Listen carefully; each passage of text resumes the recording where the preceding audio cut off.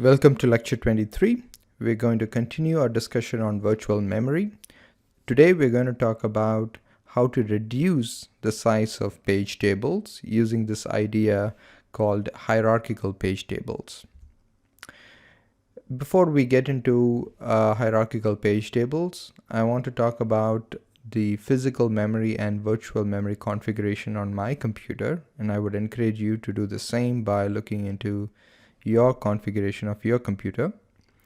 In my system, I have about 16 gigabytes of physical memory, and I also have some of my disk allocated for storing spilled over data, that is 13.5 gigabytes. So 16 plus 13.5 plus a few other parts of my memory constitute about 29.5 gigabytes allocated for storing data of programs that are running on my system. In Windows, they're talking about it as a virtual memory, but we know that virtual memory refers to all of the virtual memory that one program can access. So it's a little bit of a misuse of this term in this context, but hopefully this gives you a sense of how much memory is there on your system. Okay, what's virtual memory? So I'm going to recap a few important concepts from the previous lecture. So before we got into virtual memory, we talked about caches. So caches, unlike virtual memory, is completely controlled by the processor, meaning the decision to evict a cache block and when to replace it with the new cache block, all of those are made by the processor. Now we have been talking about main memory. We said main memory is not big enough to hold all of a program's data, and so we have to now start thinking about how to manage its space. If you run out of space, you have to spill into hard disk, which could be either a hard disk or a flash. And we said instead of delegating this role to the processor, we're going to delegate it to the operating system, because this transaction doesn't happen that often, so speed is not of importance here, meaning you're going to evict data and bring in new data so rarely that you don't need hardware support to do that. So that's the reason why we delegate the functionality of managing main memory space to the operating system. And the feature that operating system provides to manage the space is called the virtual memory. Now, virtual memory solves several problems. One big problem it solves, of course, is the capacity problem, meaning if a program's space exceeds that of what is available on main memory, you would spill to the disk. So virtual memory feature of the operating system manages the space on main memory and allocates it to different programs that are running on a system. So in addition to managing space, which is much like how we managed space in the case of caches, virtual memory also provides a couple of security features. One important feature is isolation, which means if many programs are running on a system, which is very common. I showed you in the previous lecture that I could have as many as 200 or more processes running on my simple desktop computer. You don't want those unrelated programs from accidentally accessing each other's data or maliciously access each other's data. Virtual memory solves this problem by allocating a different translation table to each one of the processes and making sure that two different processes can never access each other's data, except when they explicitly want to share it. And we also talked about how this is possible by invoking the operating system calls to tell the operating system that I'm willingly sharing a piece of data. And this may be useful in cases where you have programs that have data that is useful for one or more programs. So that way you're able to reuse the same data in memory across many applications. There are other types of permissions that virtual memory maintains. For example, you may maintain read and write permissions to pages. Sometimes you may also want to maintain not executable bit, which is not shown on the slide, which again helps systems to enforce security policies. But the main thing that we deal with in this class is a capacity problem. And let me go through a slide that explains how the different pieces come together to manage the main memory space and disk space. The first thing to understand is that there are two addresses. One is the virtual address, which is the address that a load or a store instruction generates. The size of this address is defined by the ISA. In this example, I'm assuming it to be 20 bits. Now, we also talked about how the virtual memory is divided into pages, much like how we divided memory into cache blocks before. For the purpose of main memory management, we are going to divide it into much larger blocks, typically 4 kilobytes in size. What that means is the lower order bits of the virtual address is now going to be treated as the page offset, meaning the last 12 bits are going to be used to index into a page and grab a data out of it. If you have a page size of 4 kilobytes, you need 12 bits from your virtual address. Now, this virtual address refers to a location in a program's virtual memory or virtual address space. So for a 20-bit ISA, which is the example I'm using, you would have 0 to 2 to the power of 20 minus 1 bytes. Now, if you divide this space by page size, you get the number of virtual pages in your program. So in this example, you have 256 virtual pages. Now, the very important concept to understand for virtual memory is that the operating system does not allocate all the virtual pages on a physical storage right away when you start the program. That will be too inefficient.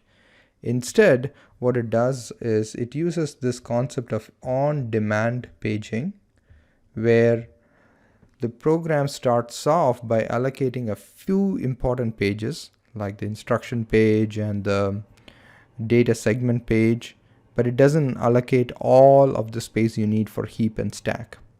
And as the program executes, the operating system needs to be asked, please allocate me a page. And the operating system says, okay, here is the space for it. Okay. And so the main thing to understand is that when a program starts, not all of its virtual pages find space in the physical main memory or the physical hard disk. Some of them do. So in this example, I'm assuming that you have allocated 4 virtual pages, and I have highlighted that using 4 different colors. Now, let's see how I may, or rather operating system may have allocated these 4 pages. So 3 of them are allocated in your physical memory. I'm assuming that my physical memory is only of size 16 kilobytes. And again, just like what I did for the virtual memory, I can divide the physical memory by the page size and figure out how many physical pages are there in my main memory. For this example, it turns out to be 4. And you will notice that 3 of them have been used by this program. So you have 1, 2, 3, and 1, 2, 3. So 3 of these pages have been allocated into the physical memory. And let's not worry about the page table yet. The 4th one is allocated on the disk. So the disk space is not infinite either. It is dependent on how much swap partition you have created on your computer. In this example, I'm assuming that an address like D100 refers to a file or a location in your disk. All right, so this is our setup now. Now we have to ask the question, when I execute my program and when there is a load or a store instruction that generates a virtual address, how can I translate this virtual address into this physical address? Again, the physical address refers to one of these addressees in the physical memory, right? So our goal is to translate a virtual address, which are these addressees, which is generated by a load or a store instruction, to a physical address which refers to one of these addressees, which refer to a physical page that is stored in main memory. Now you need to think about how big this physical address is. So the physical address is going to be as big as necessary to address the physical memory size. So in our example, we computed that given a physical memory of size 16 kilobytes, there are only 4 pages, and so the physical page number will have 0 to 3, which means you only need 2 bits.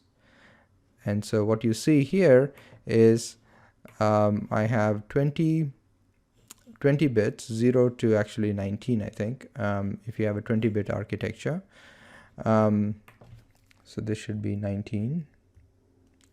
So we have 0 to 19 bits, or total 20 bits. Of those 20 bits, 12 bits have been allocated for the page offset because the page size is 4 kilobytes. And that page offset does not change across the physical address and the virtual address. It's exactly the same because we are dealing with block of data of size, that is of size page size. And so we are only thinking about which page is stored where. So the address translation only needs to worry about where is a given page located. So therefore we are not interested in the page offset when it comes to address translation. We are interested in translating a virtual page number 0 to 255 into a physical page number 0 to 3. Now this translation is done by, or explicitly kept track of, in this simple data structure called the page table data structure. So the page table is nothing but, in this example, a simple array indexed by the virtual page number, meaning for every virtual page number I have an entry in this page table, and that entry stores the physical page number, which I can then use to access my data. So if I zoom out here, you will see that virtual page number 0 has an entry in the page table, and it says that the virtual page 0 is stored in the physical page 1. And if I find the arrow here and I go here and I see that it is indeed true. So the yellow page is stored in the physical page number 1. Similarly, the green virtual page is stored at virtual address 1. I check the page table and then I see that I can translate the virtual page number into the physical page number 2 and then go and find my green page. The pink page, again, there is an entry for it in the page table. It should have the value 3, and when I do the translation, I can then go and find out where the pink page is stored. And finally, some of these pages may not be allocated on the main memory. It may exist on the disk, and so those translations are also possible through the page table. So I will see that the virtual page 2, the blue page, is actually stored on the disk, and so you can find where on the disk the data is stored. In practice, when the operating system finds out that a page exists on the disk, it results in a page fault. A page fault is same as a cache miss, and the page fault handler would read the page out of the disk and bring it to the main memory, because to exploit temporal locality, you want to keep the page that you just recently accessed in your faster memory, which in this case is the main memory. And in order to do that, the operating system may have to pick one of these victims. So it may have to pick between 1, 2, and 3, evict one of these blocks out so that the new block can be brought in. All right, so now the page table structure itself needs to be stored somewhere. This whole structure here, this itself is a data structure, and it needs a place to be stored in memory. And so what the operating systems do is they reserve space in the physical memory for these page tables, and they store them over there. And so these page tables are typically pinned, meaning the operating system knows that page tables are super important structures that I would always need, so they are never evicted. So when you run out of space in the main memory, and when the operating system is looking to find a victim, it will evict one of the data pages but not the page table, and that's why it's called pinned. Okay? So to summarize, the virtual memory is an operating system functionality that helps us manage the space in main memory. And at any given time, a subset of the virtual pages are stored in the physical memory, and the addresses where and the page table maps the virtual addresses to the physical addresses where those virtual pages are currently stored. We talked about how when main memory is full, the operating system needs to find a victim page so that it can be evicted and make space for the new page.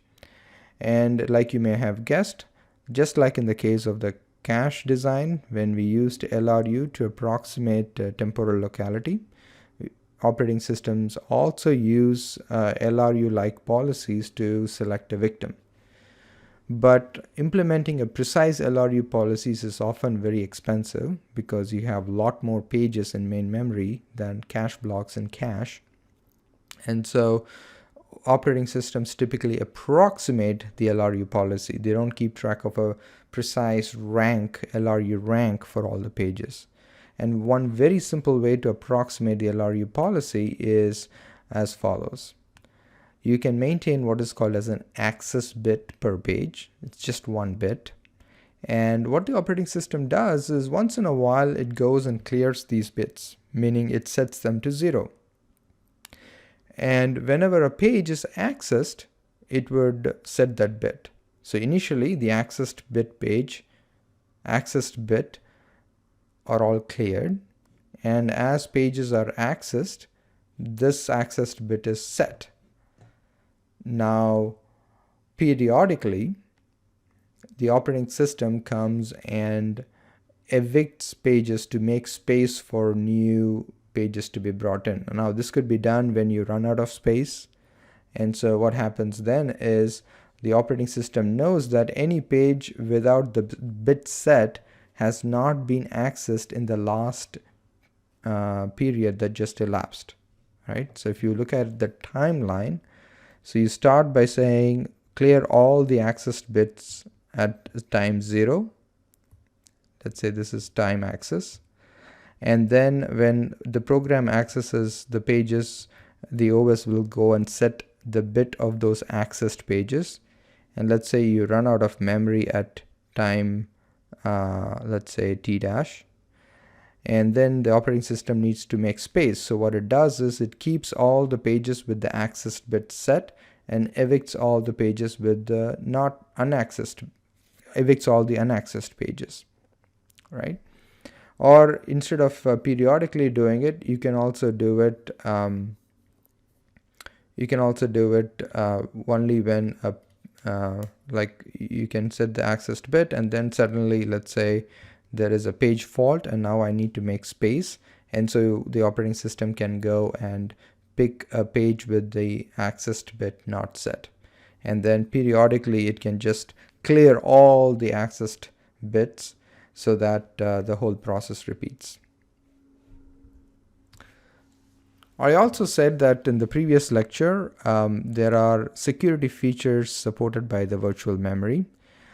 We talked about how it guarantees isolation. So what that means is in a typical computer, you're not just running one program at any given time, you're running a set of programs. So we looked at how my computer was running like 200 different types of processes. So when all these different types of processes are concurrently executing, in this example I have only 2 running, Chrome and Microsoft Word. Each of them have their own virtual space as defined by their ISA. So each of them have access to 2 to the power 64 different memory locations in theory. Now, those memory locations, the virtual memory locations, share the same physical address space. So all these virtual memory locations, I'm showing only a subset of all the virtual memory locations here, 0 to 10,000 or so, but in reality, the maximum size would be defined by the ISA. So in a 64-bit ISA, it could be 2 to the power 64. And similarly, Word has access to virtual address space that goes from 0 to 2 to the power 64, and you will see that the addresses obviously overlap with each other. And the way they are disambiguated is by allocating a page table, one per process. So Chrome has its own page table, Word has its own page table, and the address 0 gets translated to address 5000 for Chrome. The same address 0 gets translated to a different address for Word, because I have two different page tables that tell me where address 0 of Chrome is located and where address 0 of Word is located at the same instant. So this property of isolating the address space of Chrome and Word is implemented by the virtual machine through the management of these page tables. So that's the isolation property. Sometimes it is profitable for these programs to share data. One good example is sharing the library data. In that case, it's possible to share one physical page between same or different virtual addresses that exist in different processes. This doesn't have to be the same virtual address, it could be anything. But the big point here is that one process is able to share data with the other process so that you can save the physical memory space. If you didn't have sharing, then you'd have to store the same library code in two different places in the physical memory, and that is waste of space. So you could avoid that by collaborative sharing. And finally, virtual memory also allows us to keep track of special permissions. A couple of useful permissions to keep track of are read permissions, where, for example, your instruction pages, you may want to mark them to be read only, maybe because you're not expecting your program code to change when you're executing the program. You may also want to mark the data pages to be not execute, thereby disallowing the computer from interpreting your data as code, because that can become problematic, especially if you have other types of bugs like buffer overflows in your program, because that opens the door for attackers to overflow your data buffer and overwrite the data with their malicious instructions and then force the computer to execute their instructions. But by marking data as not execute, you are disallowing data to be interpreted as instructions. So if you look at the page table entry, and the page table entry refers to one entry in the page table. So I have, in this example that we talked about, we have 256 entries. Now I'm talking about what goes into each of these entries. The most important field in this page table entry is the physical page number. So in the example we talked about, that physical page number consisted of 2 bits, because I need to distinguish between 4 different physical pages. So I had to store 2 bits for the physical page number. But just like what we talked about now, there are other useful bits of information that can go into defining the property of the page. Like, for example, I want to say, is the page allocated or not? When I start the program, many of the pages in my virtual memory are not allocated, so they will be set to invalid. Is the page allocated on the main memory or the disk? That's useful for the operating system to know. And we just talked about how there are permission bits that are useful to be kept track of for different pages. So I may have access permission bits per page. I may also be interested in keeping track of whether the page has been modified by the program or not.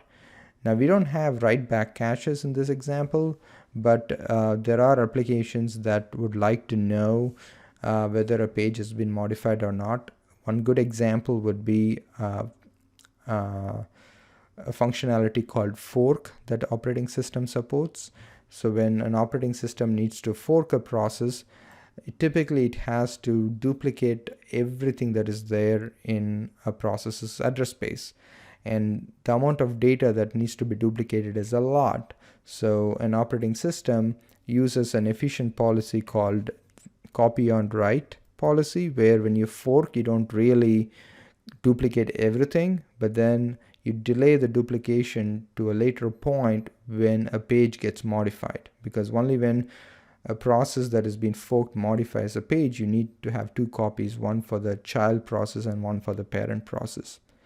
Now those details you will go into much greater depth if you take 482, but a dirty page information is useful for those kinds of reasons.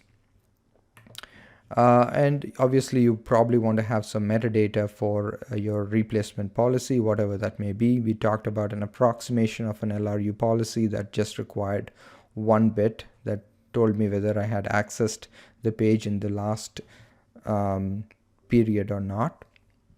So to summarize, a page table entry consists of many fields.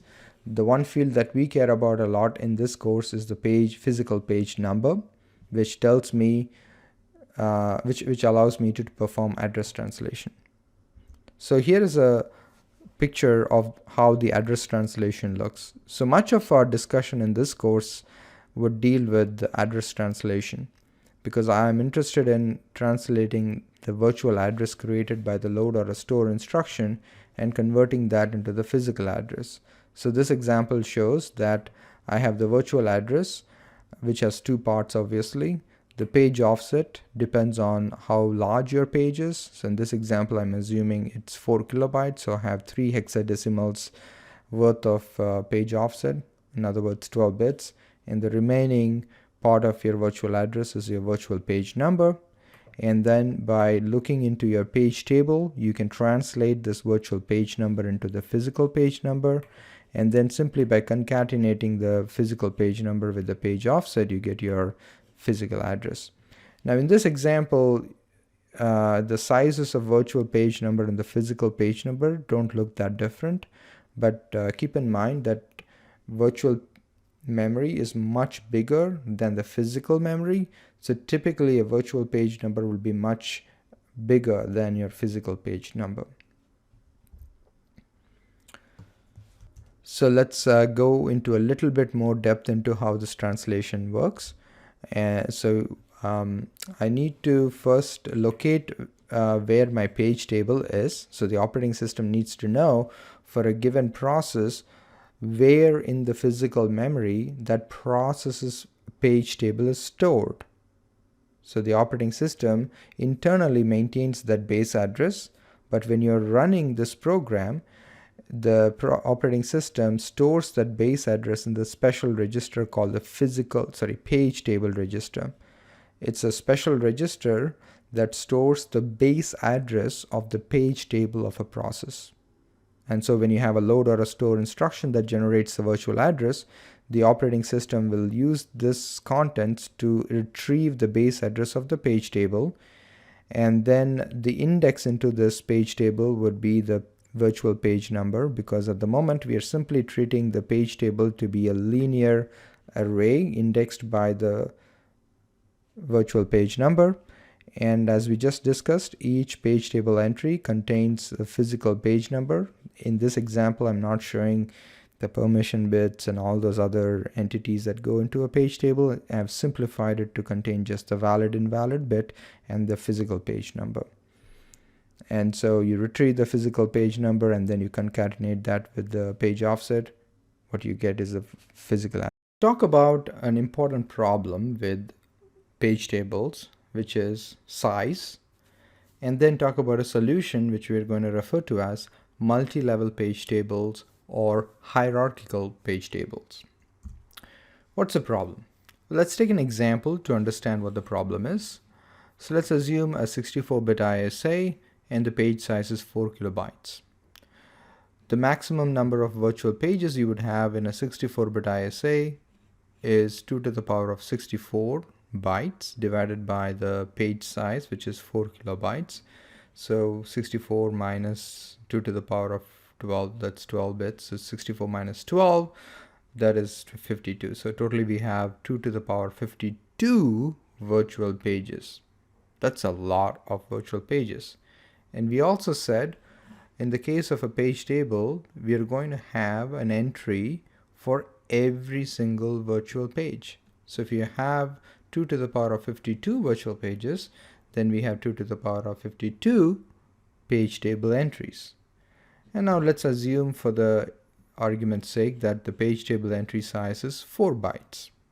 Typically this would be your size of your physical page number with the valid bit and other metadata that we talked about earlier. Let's, for the argument's sake, assume it's 4 bytes. So now to understand how big of a page table we need to multiply the number of entries by the size of each entry. So that would give us 2 to the power 54 bytes. Now that's a lot of space. Now that's to put that in some perspective, we need about 160,000 DRAMs, each of size 100 gigabytes. So now even if you take all the DRAMs that we have in all the computers at University of Michigan, that still won't be enough, most likely, right? So clearly this is not a feasible solution. We need to find ways to try and reduce the size of page table that we need. How do we do that? Well, let's think about an idea that we have used to reduce the physical space that we need for the virtual memory. So the main trick that the operating system uses is, like I said before, on-demand paging. What that means is when the process starts, the operating system does not allocate physical pages for all the virtual memory. It allocates a small fraction for the instructions and the data segment, and as the program executes, more and more physical pages are allocated to that process, right? And so can we use a similar idea for page table as well? When we talked about page table, we said when we start off the process, we will create this page table, and that page table will have one entry for every virtual page. That's what we said. That turned out to be a bad idea because it needs too much space. So now what we are going to try and do is, instead of allocating 2 to the power of 54 bytes worth of page table right when a 64-bit program starts, we're not going to do that. Instead, we are going to try and allocate the space on demand as and when a program needs more pages for its data.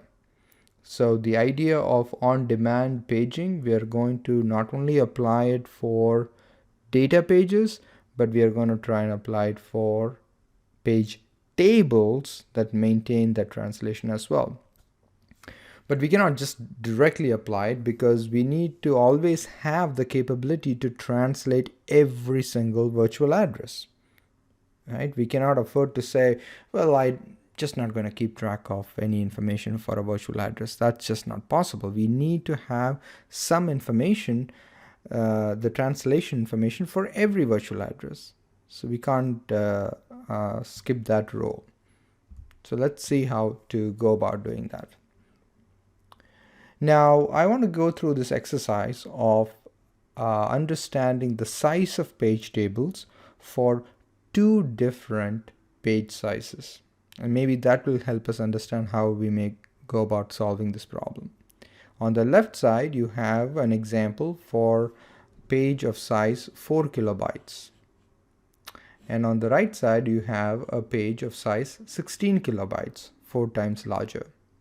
Now let's see how this page table size affects the page table size.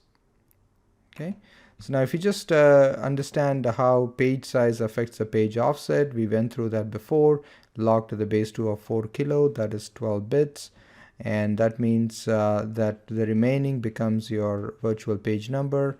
In this example, I'm assuming a 20-bit architecture, so 20 minus 12, that's 8 bits, and so that gives us a total of 256 virtual pages. Now that means for the design that we spoke about before, we need 256 entries in the page table. Now let me assume that my page table holds just the physical page number for the moment. I'm ignoring all the metadata. Now let's compute how big this physical page number would be. So that would be everything minus the page offset size. I'm just going to simply assume that my physical memory size is 2 to the power of 18. So 18 minus 12 bits, that gives me 6 bits. Now your main memory size could be larger, smaller. That doesn't matter for this particular point I want to make. Let's assume that it is 2 to the power of 18 bytes.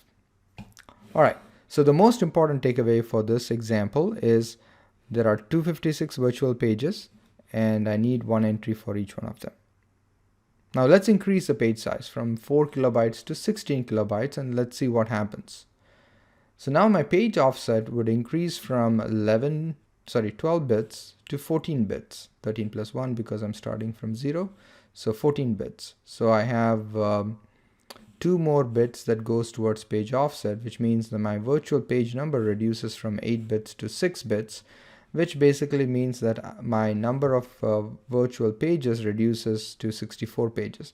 A simpler way to think about it is I had 256 pages before, but now I have multiplied the page size by 4, so that means I need to divide the number of pages I had by 4, so 256 by 4 would get me to 64 pages. So imagine I had 256 pages, each of size 4 kilobytes. When I increase the size of each page by 4 times, I would reduce the number of pages by 4 times, so now I have fewer pages. Keep in mind that the virtual memory size is still the same. I just increased the granularity of pages. That's all I did. And so now I have fewer pages, but each of them is bigger than before. So in this example, now I have 64 pages. Now what that means is my page table now only needs 64 entries, right?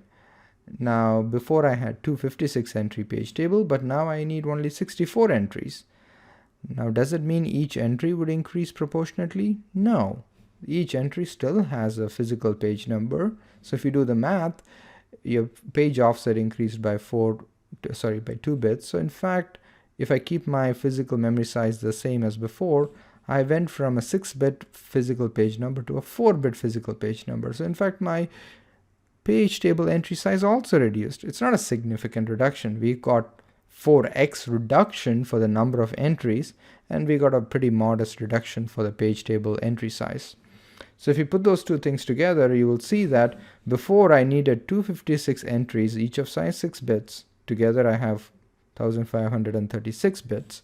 Now I have 1/4 the number of pages as before, so that's 64, and each of them has to hold only a smaller page number, physical page number, so together I have 256 bits. So roughly, when I increased my page size by 4 times, I decreased my page table size by 4 times. So the takeaway here is that the larger the page size, smaller the page table. Okay, now the question is, if I'm worried about the page table size, can I just solve the problem by simply increasing the page size to as much as I want? The answer is you could do that up to a point, but after a point, let's say 16 kilobytes or 128 kilobytes even, you are going to run into fragmentation issues. What I mean by that is when a program accesses any address, operating system is obligated to allocate an entire page containing that address. So if I access one address in a page that doesn't exist in main memory, now I have to bring in the whole page and allocate it in main memory. Now that's probably okay if you have small pages like 4 kilobytes, but once I'm talking about, let's say, 128 kilobytes, right, that's going to be a problem, because maybe the program is not going to access all parts of that page. And if it doesn't, then I'm going to waste my main memory space. So larger pages can result in poor utilization of main memory. So that's not a good idea, right? So let's say I want to keep my page size to be small, to be 4 kilobytes, but I still want to get this benefit that I have with these large pages. So can I get the best of both worlds, where I have smaller pages, but I have page tables that are only as large as I need it to be for super pages, let's say 16 kilobytes, like we discussed in our example. Well, we can't exactly get the best of both worlds, but we can get pretty close by leveraging, again, the idea of on-demand allocation. Let's see how that works. Well, I'm going to complicate this example a little bit more, and I hope you're not going to get lost. So what I have now is the same construction as before on the left hand side. So page size is still 4 kilobytes, because we said I love small pages because it has less fragmentation. So I'm going to keep it 4 kilobytes, which means that everything else remains the same. So my virtual page number remains to be 8 bits, which means my number of virtual pages is same as before, which is 256 pages. Now normally I would need a page table with 256 entries, and we said for this example it's probably okay, but we went through an example for 64-bit architecture for 4 kilobyte pages, and that ended up being too big, right? So we want to reduce this page table size. We don't want to always allocate 256 entries, because if I do for a real program, I wouldn't have enough space to store it. Okay, now on the right hand side is what is new. What I have done is, remember when I talked about 16 kilobytes, I said my page offset is going to be 14 bits, and therefore my virtual page number is only 6 bits. I'm going to keep this 6 bits as before. So this orange field that you see is the index for a page table if I had a super page of size 16 kilobytes, right? The same math that we did holds true. But I'm going to go back to my original page offset, which is 12 bits, because I want to have small pages. So I'm going to go back to my original page offset of 12 bits. So I'm keeping my super page field, and I'm keeping my smaller page offset. Now I'm still left with these 2 extra bits in the middle. Okay, so the main idea is the following. I'm going to have a super page table that manages as if my pages are super pages. So what that means is, if my pages are super pages of size 16 kilobytes, then I would need only 64 entries for such a page table. And the index into this page table would be derived from these 6 bits of the virtual address. Now I can index into this table and retrieve an address translation. Now if that address translation directly points to a physical memory location for a super page, I will be done at this point, but my page sizes will be super page. I don't want that. I want smaller page. So what do? Well, this entry is going to hold not the base address of the super page. Instead, it's going to hold the base address of a second level page table. What is the second level page table? The second level page table is essentially what I originally had, except that now I have broken that page table into much smaller chunks, each of size 4 entries.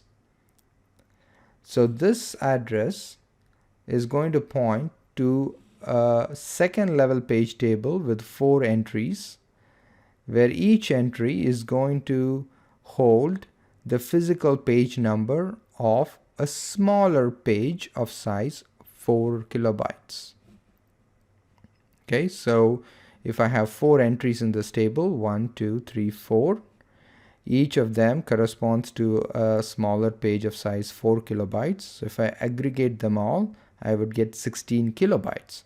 So now you can see how this entry here corresponds to a super page of size 16 kilobytes, but I'm not directly translating its address to a physical address. Instead, I'm going through another level of indirection.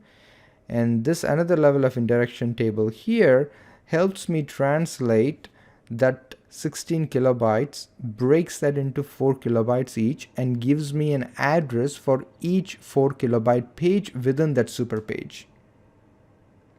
Now you may ask, okay, now it doesn't seem like I did anything better, because now I need this original table, plus I have added this one more table. So how does this help me save any space at all? It sounds like I need more space than before. Well, that may be true, but here is a trick. When I start my process, I don't need to allocate space for this table at all. I only need to allocate space for this table over here, the first level table, which covers all of my virtual addresses from 0 to 2 to the power of 20. It covers all my addresses, but it's going to do the translation at the granularity of a super page, so therefore I need only 64 entries. As and when my program accesses data from pages that have not yet been allocated, the operating system is going to allocate pages. But it's going to allocate pages at the granularity of 4 kilobytes. So what it does is, let's say that the super page 0 has not yet been allocated. So what I will do, the operating system will do is, this has never been allocated before. So now the first thing I'm going to do is to create a second level page table for it. So this table, remember, was not allocated at the beginning of the program. I allocated only this table. And so the first time any page within the super page is accessed, only then the second level page is allocated. So second level page table is allocated. And that page table will obviously have 4 entries in them. And then let's say the store or load had accessed, let's say the physical page number 0. And so in that case, the operating system was going to only allocate the physical page for one small 4 kilobyte page, and the rest of these guys is going to be set to invalid. So now I have 2 level indirection. So whenever I need to look up an address, I'm going to look into this super page table, retrieve the address of my second level page table, and the second level page table is going to tell me the actual physical address for the page I'm looking for. Now the way that these things work is I've broken down this virtual address into 3 fields: first level, second level, and the page offset. You must be already familiar with page offset, so I'm going to leave that out of the discussion, which is 4 kilobytes that we are assuming, so 12 bits. And then the remaining is what we usually call it as a virtual page number. So that used to index into a single level page table, but now we're going to say I'm going to leave out these 2 bits, and rather I'm going to treat that as a super page. So super page, if let's say is 4 times larger than your actual page, so then you need 2 bits here. Let's say if it is 8 times larger than your actual page, so this will be 3 bits instead of 2 bits. If it is 16 times larger than my actual page, this will have 4 bits, and the remaining is what would be the first level. The first level table, think of it as a super page table that manages the translation for super pages, the big pages. Now they don't actually contain the actual address for a physical memory location that contains the super page. No. Instead, it contains the physical page address that allows the operating system to retrieve the second level page table, which then contains the individual translations for all the small pages within that super page. And the way I would index into this second level table is by using the remaining bits in between my first level and the page offset. So in this case it will be 2 bits because my super page has 4 smaller pages, so I need 2 bits to select from one of those 4 entries. And once I have identified the entry, then I get my physical page number, and then I plug it in here, and then I get my physical address, and then I go and access my physical memory. Hierarchical page tables is a little bit of a challenging topic, so I'm going to explain it in a different way and see if hopefully that helps as well. So I have the same example that I just went through, but I'm going to try and articulate how we are able to save space. So again, I have broken down the virtual address into 3 parts. The orange part corresponds to the super page, the green part corresponds to the smaller pages. And the page offset, we don't care about it in address translation. Now, when the program starts, the operating system allocates a super page table that contains as many entries as the number of super pages in virtual memory.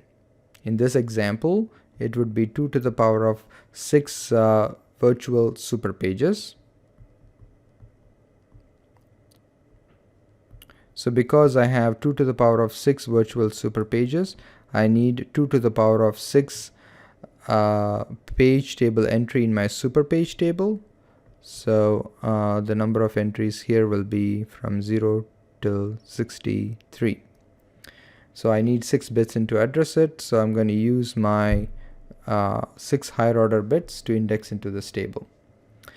Now the the page table entry in the super page table contains an address that refers to a second level page table. So how many second level page tables do I have? Let's stop here and you think about it. So I have 64 page table entries in my super page table, and I said each one of them refers to a second level page table. So clearly I must have 64 second level page tables. So I'm going to create 64 second level page tables. These will be much more smaller. Obviously I don't have space for 64 boxes, so I'm just going to stop here. And how many entries should these second level page tables contain?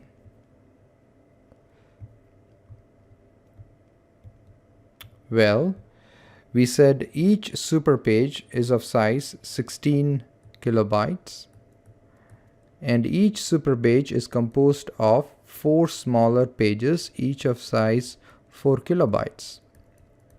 And what we are really trying to figure out is, given a super page, we want to translate the addresses of each of its individual small pages. So from my super page table, I get the address of my second level page table, and then my second level page table should hold the address translations for 4 of the small pages that are contained within that 16 kilobyte super page. So each second level page table should have 4 entries in this example. Okay, and like we said, we have 64 of these second level page tables. We have only one of this super page table.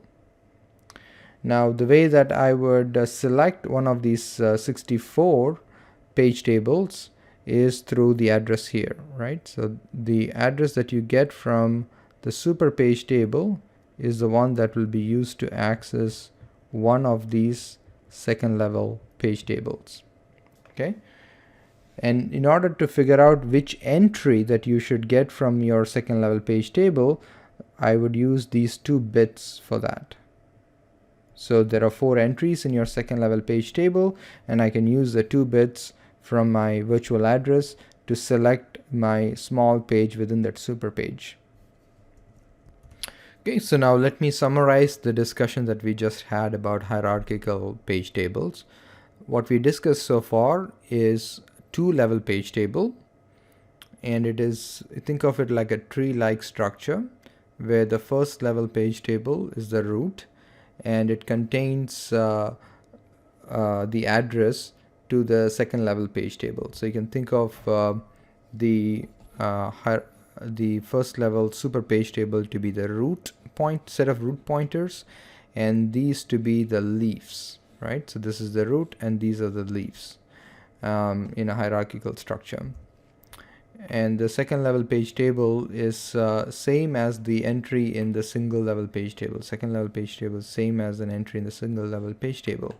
So what that means is that if I concatenate all of these 64 second level page tables together, so that will be 64 times 4, that is 256, what I would get is the original single level page table.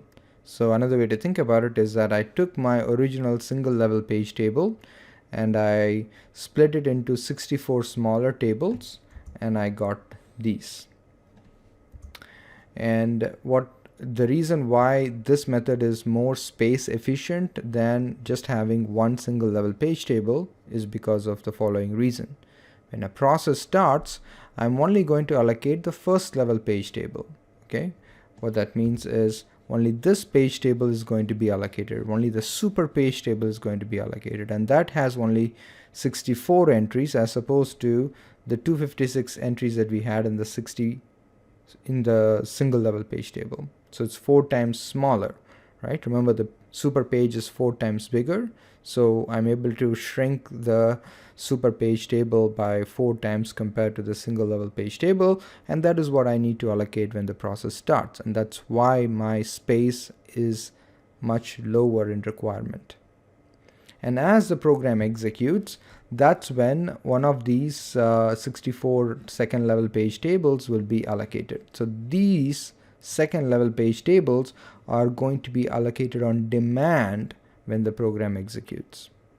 And the hope is that your program never really gets to access all of the address space, and so if it doesn't really access all of the address space, then I can get away by just allocating a subset of these 64 second level page tables. And so I could take this idea and then generalize it to n level page tables. So in this example, we just considered 2 levels, but I could keep this going, right? In fact, in modern systems, they use 3 levels at least, especially for a 64-bit architecture. Even 2 levels are not enough, because your super page tables are too large, and so you don't want that. So you want your super page table, the first level that you're allocating, to be very small, because you're always going to allocate the first level when a process starts, and you want that to be as small as possible.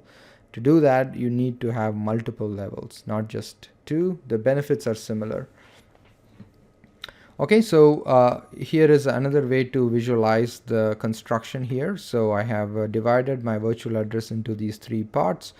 The way that your operating system would do the address translation is by first taking the first level index it into the super page table, get the address of the second level page table, and then go and retrieve the second level page table. And to figure out which entry in the second level page table you must access, you need to add the base address to the second level index. So that gives you the effective address into the second level page table. And if your multi-level page table has only 2 levels, the second level page table should have the physical page number of the virtual page number that you're trying to translate. You retrieve that, and then you concatenate that with the page offset, you get your physical address. So why do we get space benefits? It is because of on-demand allocation of the second level page table. The second level page table size is proportional to the amount of virtual memory that is used by the process. So if your process accesses only a subset of the virtual memory, then the amount of page table size occupied will be proportional to that, right? And so in the common case, the hope is that the size of the multi-level page table is much smaller than the single level, because you would have allocated only a very few second level page table. But in the worst case, you may need all the second level page table plus your super page table. So that may be So remember, if I aggregate all the second level page tables, that would be the same number of entries that I had in the single level page table. So in the worst case, I need all the second level page tables, which basically means I would have all the single level page table entries plus the first level page table. So in fact, in the worst case, my multi-level page table would consume more space than the single level page table, because my first level page table is purely an overhead at that point. So how do I compare a single level with multi-level page table? With the single level, there is an advantage, which is that I need only one page table lookup to look up into the single level page table to do an address translation. But in the case of a multi-level page table, unfortunately, I need to do multiple lookups. So if I have a 2-level page table, I need to do 2 lookups. If I have n level page table, I need to do n lookups. So the number of lookups increases with the number of levels, and that's bad because these page tables are stored in memory, so you're increasing the number of memory accesses when you increase the number of levels, and so that's a trade-off. But the advantage of the multi-level page table is, of course, that you're allocating page tables on demand. So in the common case, when your program uses much less virtual memory, then the total amount of page table size would be much less than single level, which is obviously a downside for your single level page table, because all the page table entries are allocated at the beginning of the program, and obviously that is not good, because like we talked about, for a 64-bit architecture, it would be prohibitive to allocate the entire page table for a 64-bit program at the beginning of the execution. Let's take a look at an example to understand hierarchical page tables better. In this example, we are given 32-bit virtual address. The page offset size is 12 bits, which means that the page size is 2 to the power of 12, which is 4 kilobytes. We are also given that the second level index is of size 10 bits, which means that the super page size is 2 to the power of 12 page offset plus the second level index, which is 10 bits. So that is 2 to the power of 22, which is 4 megabytes. So the super page is 1,000 times larger than the small page. Now that means that whatever that remains is going to be the first level index. So 32 bits minus 10 minus 12 will give you the first level index to be 10 bits. The page offset size is 12 bits. We're not really going to use that in this problem much. We're also given that the size of the page table entry is 4 bytes, which is something we would need. So I'm going to calculate a few things based on this information. Number one, I can compute the number of entries in the first level page table. So to compute the number of entries in the first level page table, I need to look at the first level index size. So the larger the number of bits in the index, the more entries I would need in my super page table. So given that this is 10 bits, I know that the number of entries in the first level page table is going to be 2 to the power of 10. And similarly for the second level page table, because my second level page table index size is 10 bits, it's going to be 2 to the power of 10 entries. Now once I know the number of entries, I simply need to multiply the number of entries with the size of each page table entry to get what the size of a page table would be. So the first level page table, I know I just computed the number of entries to be 2 to the power of 10. So if I multiply that by the size of each entry, I would get the size of my first level page table. Now this is the size that you want your operating system to allocate when your program starts. Nothing else is allocated as far as the page table is concerned, and 4 kilobytes is a pretty reasonable space to allocate for a process. Now the second level page tables are going to be allocated on demand as and when the program executes and when it accesses pages never accessed before, new page tables would be allocated. New second level page tables would be allocated. Now let's try to compute the size of one second level page table. So we know that each second level page table contains 2 to the power of 10 entries, because second level page table has 10 bits. So that's 2 to the power of 10 times 4 bytes, because we are told that the size of a page table entry is 4 bytes in both tables. So therefore, the size of a second level page table is also 4 kilobytes. Now, a common source of confusion here is to confuse, oh, now the second level page table is the same size as the first level page table. Now keep in mind, this is the size of one second level page table, right? So to understand how many page tables, how many second level page tables you would need to look at the number of entries in the first level page table. Each entry in the first level page table, or the super page table, refers to a second level page table. So you have as many as 1,000 second level page tables. So the worst case, you have 4 kilobyte, which is one second level page table, times 2 to the power of 10 is the aggregate size of all second level page tables. But fortunately, we don't have to allocate all of it right at the beginning of the program. At the beginning of the program, an operating system just needs to allocate the first level page table and then allocate the second level on demand.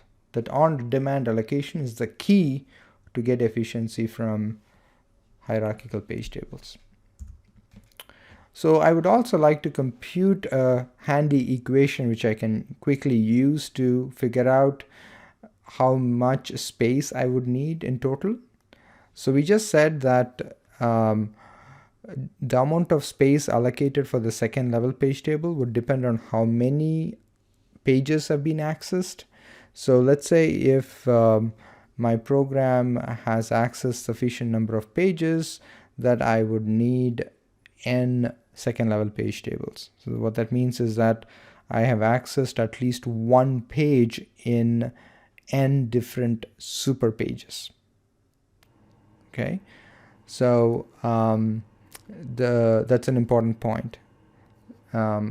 So I have these n super pages, and if I had accessed even one small page in n of those super pages, then I would need a second level page table for each one of these n super pages, 1 to n, right? And that's where this n comes from. And this would be given to you. So you have to analyze the program and find out, okay, how many super pages have I accessed? So for each super page, you need to allocate a second level page table for it. So if you are asked the question, okay, compute the total size of the page tables necessary, you always need to include the size for the first level page table or the super page table, which in the previous example, with the previous slide, we calculated that to be 4 kilobytes. So that I get this 4 kilobytes from there. And now I just said that I need n second level page tables. This would be just given to me. I don't know how many, but I'm just going to assume it's n. And we also know that each second level page table is 4 kilobytes. How do we know that? We just computed in the previous slide 4 to be 4 kilobytes. So I'm going to use this equation later on to reason about different scenarios where n changes. In scenario 1, I'm asked what is the least amount of memory that could be used, and when would this happen? So what is the least amount of memory that could be used? Well, the least amount of memory is, of course, when you start the program, when the program has not accessed any pages, which means n is 0. That's the best case. So if n is 0, then your total size that you would need for your multi-level page table would be just the size of your first level page table, which is 4 kilobytes. Now, what is in the worst case, how many page tables you need for the second level? Well, I need all the second level page tables to be allocated in the worst case. So that means the total number of second level page tables possible is based on the number of entries in the first level page table. So the number of entries in the first level page table is 2 to the power of 10, and so I need 2 to the power of n second level page tables. So n is equal to 2 to the power of 10, so 4 kilobytes for the first level, 2 to the power of 10 times each second level, we said it's 4 kilobytes. So I get 4 kilobytes plus this, which is 4 megabytes. So 4 kilobytes plus 4 megabytes. So this is for the first level page table, and in the worst case I need to allocate 4 megabytes worth of page tables for the second level, which is a lot, but that is for the worst case. Now let's see how we would allocate second level page tables on demand by looking at a simple address sequence. So in this address sequence, I'm given that I've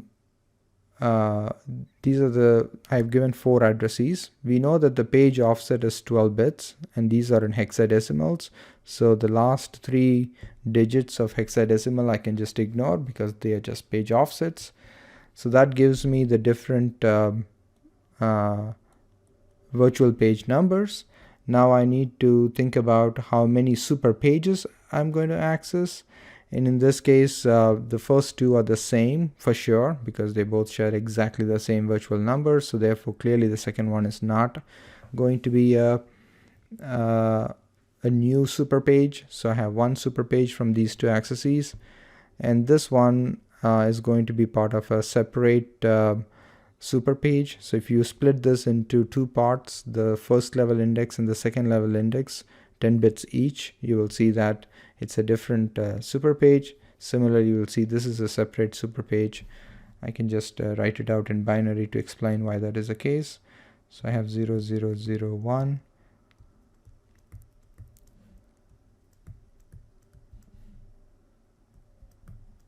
Okay, so if I have 10 bits, so this would be my second level index. This would be my first level index. And for the next address, it would be 0, 0, 1, 0, 0, 0. The rest would still be the same because they're all zeros in the given address sequence.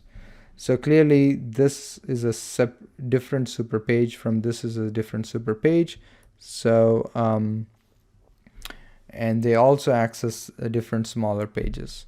Okay, which means that whenever you access a new super page, I'm going to allocate a new second level page table. So in this case, I have accessed 3 super pages, and so I would have to allocate 3 second level page tables, for 1 for each super page.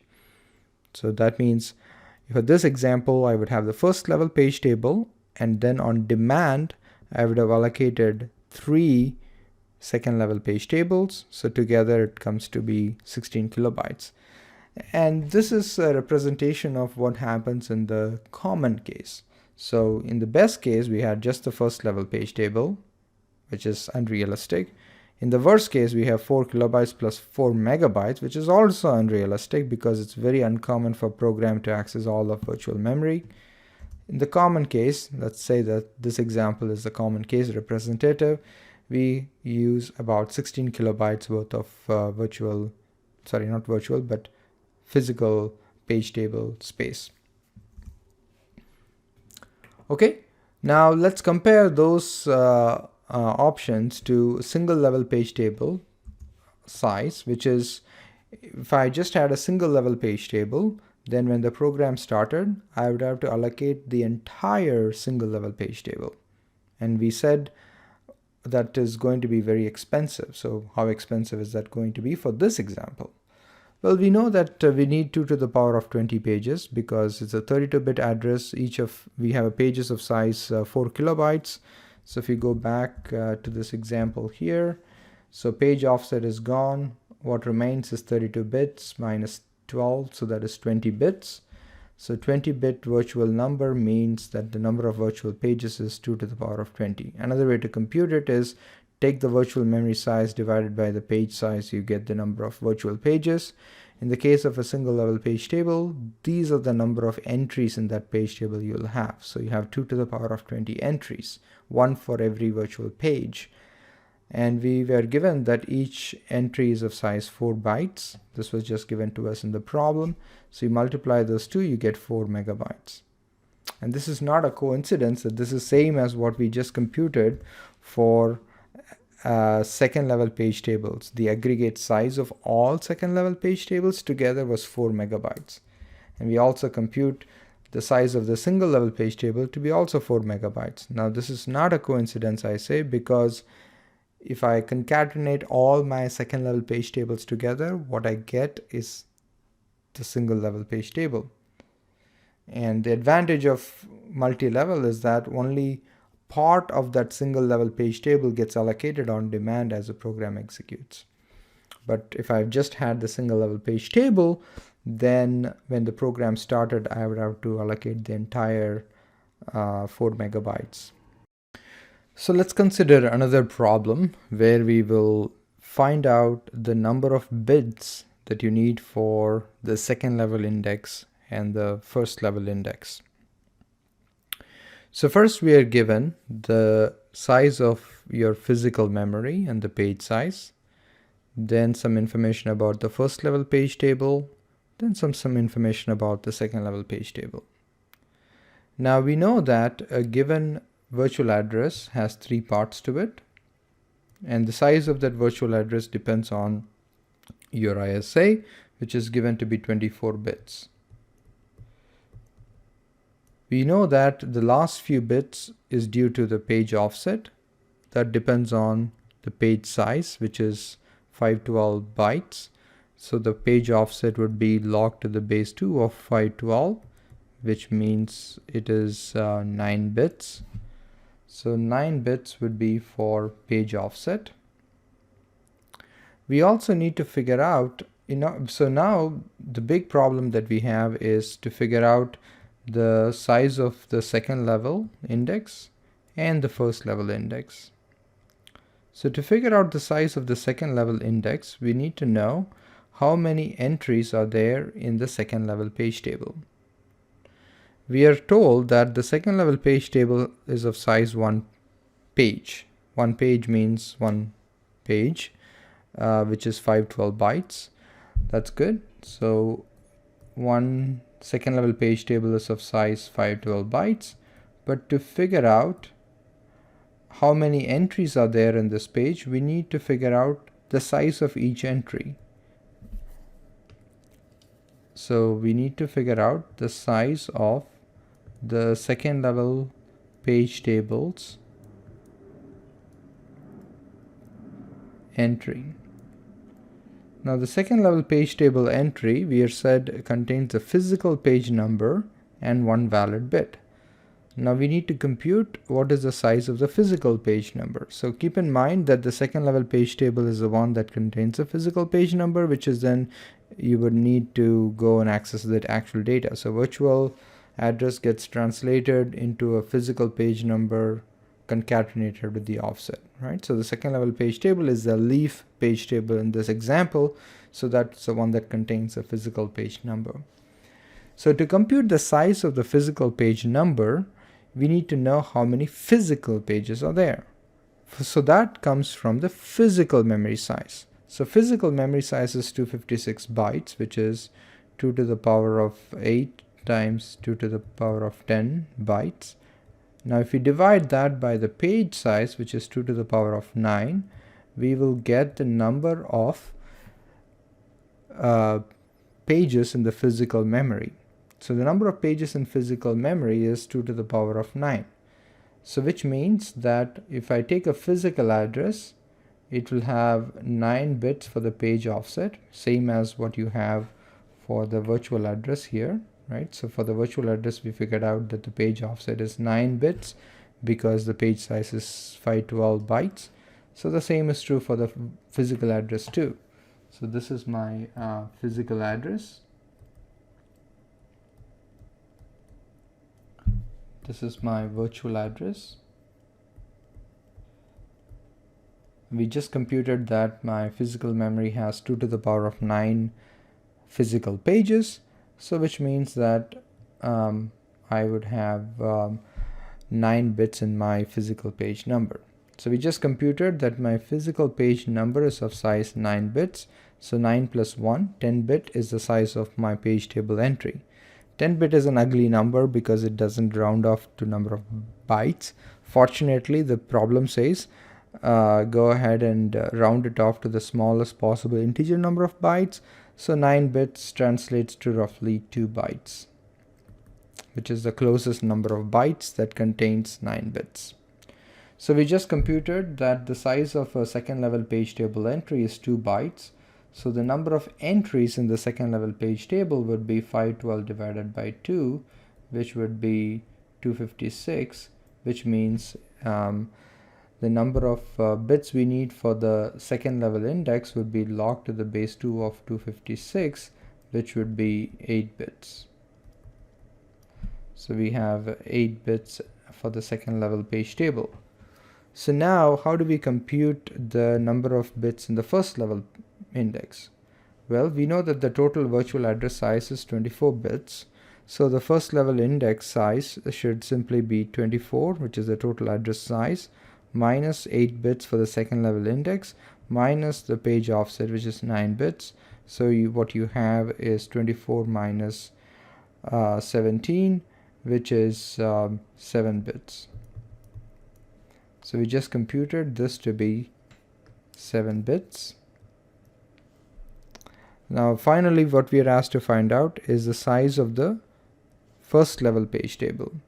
So size of the first level page table is going to depend on the number of entries in the first level page table.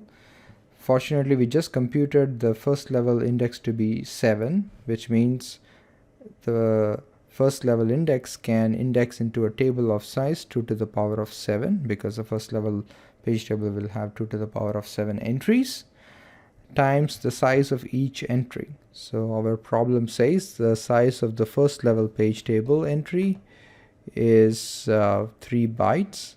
So I can plug that into this equation here. So 3 bytes. And so this will give me the total size of my first level page table.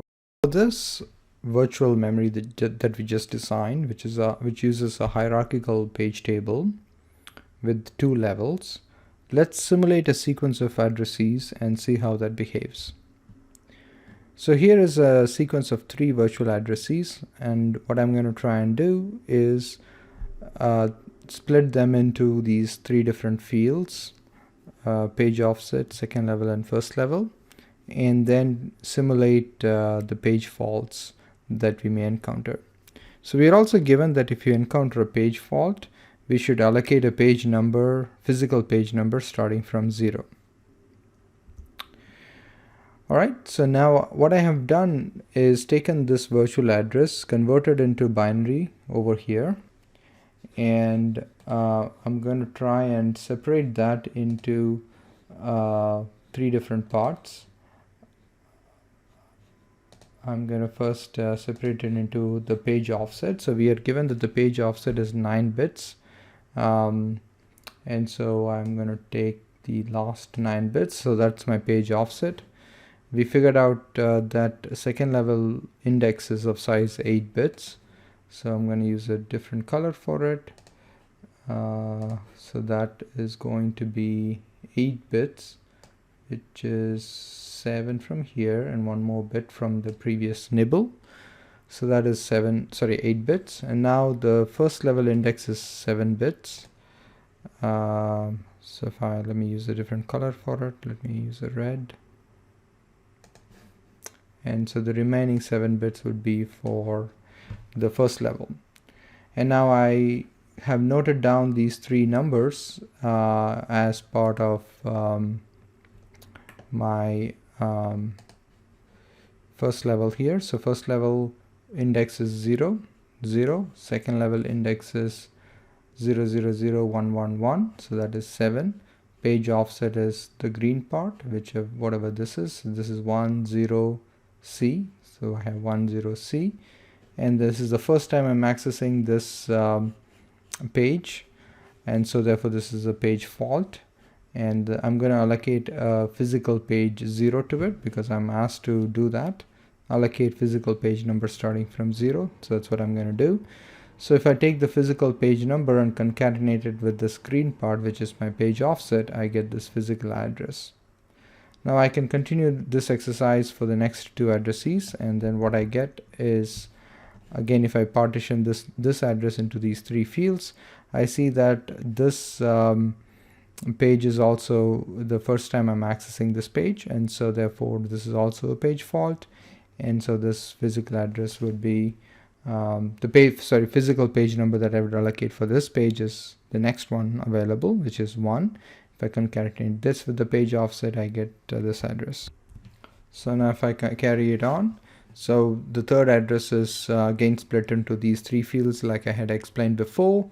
And so to figure out what your virtual page number is, you have to consider the first level and the second level together, so because that constitutes your identity for a virtual page. So to know whether a virtual page has been allocated or not, you need to think about these two entities together. So this is your virtual page number, which I have never allocated before, and so I need to allocate another page number, physical page for it, so then I get my physical address. So that concludes